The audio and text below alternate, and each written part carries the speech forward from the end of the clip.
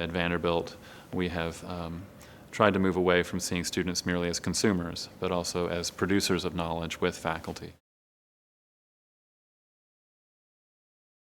High-impact practices, as stated in various reports by higher education advocates in the United States, such as the American Association for Colleges and Universities, and a lot of the research on teaching and learning supports the evidence that these are indeed good teaching practices.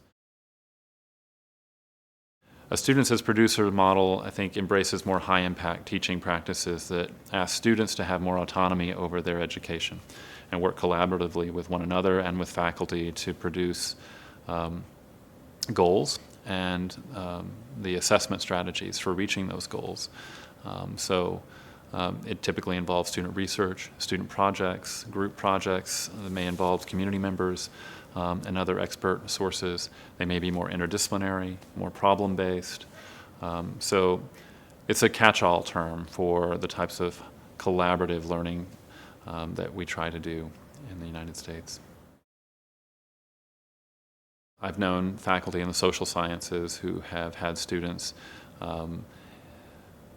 work on research projects with them around matters of fundamental economic or political importance, and produce papers that would enter into a public dialogue with policymakers, decision makers, and private institutions as well.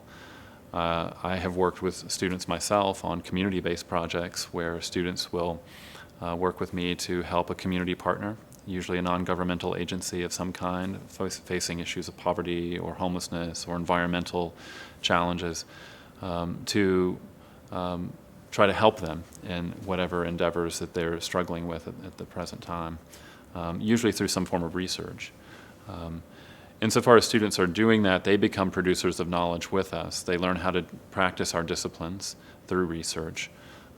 They learn how to apply theoretical concepts to real-world conditions.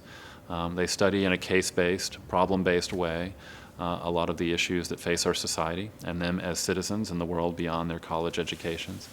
And so the relevance and the meaning that they gain from that type of work is greater. Their motivation is better.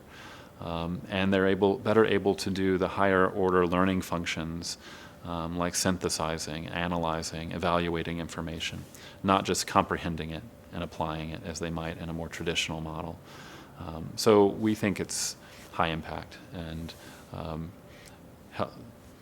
helps to reformulate what it is we actually do in higher education, from consumer satisfaction to the co-creation of knowledge for broader purposes.